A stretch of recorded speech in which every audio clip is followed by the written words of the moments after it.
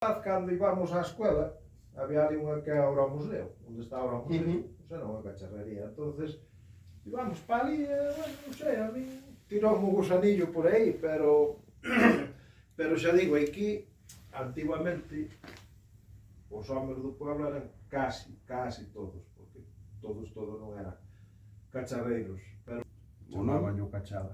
O Cachala? O Cachela. O Cachela. Bueno, el de nombre non era así, que era José María, pero José María. era por aí que como a xente chamábase máis por os motes que por o nombre. Que era un tío do Agustín, que foi co que aprendeu o Agustín tamén. É o 65. O sea, que leva xa 50 anos de alfareiro, non? Sí. 50 anos.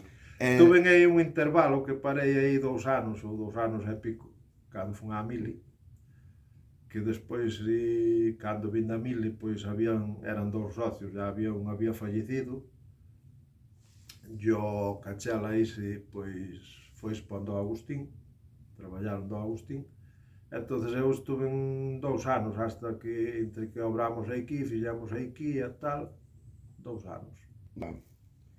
Curiosa, non? Fai pouco fixo usted unha entrega de moitas olas ao Leiro de Xinzo. Como foi iso? Sí, 300 olas. 300 olas. Quanto tempo lle leva a facelas?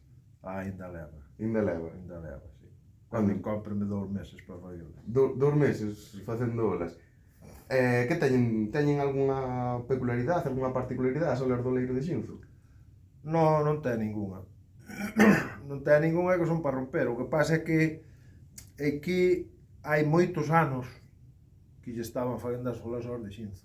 De feito, faíanllas aí uns de arriba, que un xa morreu, e o outro vive, pero está jubilado. E fixeronllas, bueno, eu non sei os anos que hai, pero hai moitos. O día a día, digamos, para facer, son 2 meses nos que só fai as olas de Xinzo ou mientras vai nas xuntando con outros traballos? Non, en canto estamos cas olas, faemos olas. Solas. Sí. Mais ou menos, sabría dicir... Solas, porque claro, hai un problema, que as olas son para ese día. Porque tú, é como o que viñeron buscar agora, tamén é para o día ese. Entón, claro, esas cousas hai que procurar faguelas en tempo, porque aí podes te presentar calquera problema, unha avería no forno, calquera cousa, e despois non as das tido, sabes? Entón, unha vez que as encargan, eu poñome con elas. E claro, eu non podo culpar aos de Xinzo, porque sempre, como xa saben o que hai, pois encarganas, ao mellor no mes de outubro ou así xa se encargan en noviembre. Entón, claro, non é como agora, se agora a mí me chega un aquí e me di, oi, quero para o domingo que ven 100 pezas. Non, imposible totalmente.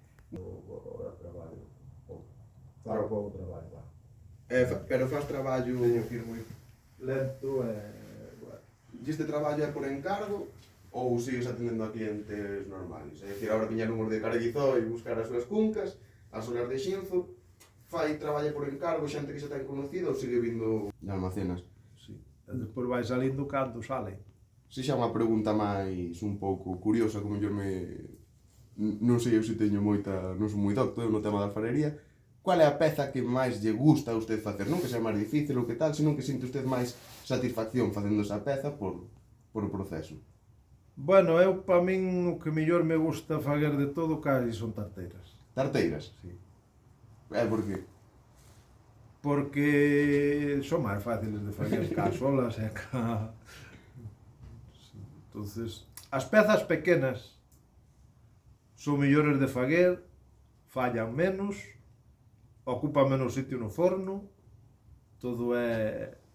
son moito mellor que as grandes, sabes? Porque as grandes, unha peza, por exemplo, como esa que está aí, ese barreñón que hai, esas pezas son moi complicadas, porque ao ir ao forno ao mellor rebentanche. Requieren moito máis... Porque o noso forno é moi legal. Se faz unha peza máis bordado debido, ao ir ao forno rebenta. O sea, o forno é a criba, é o juez e jurado, non? E despois hai outro problema tamén dos barros. Non rebentan igual todo o barro. É a xente que te pregunta que lle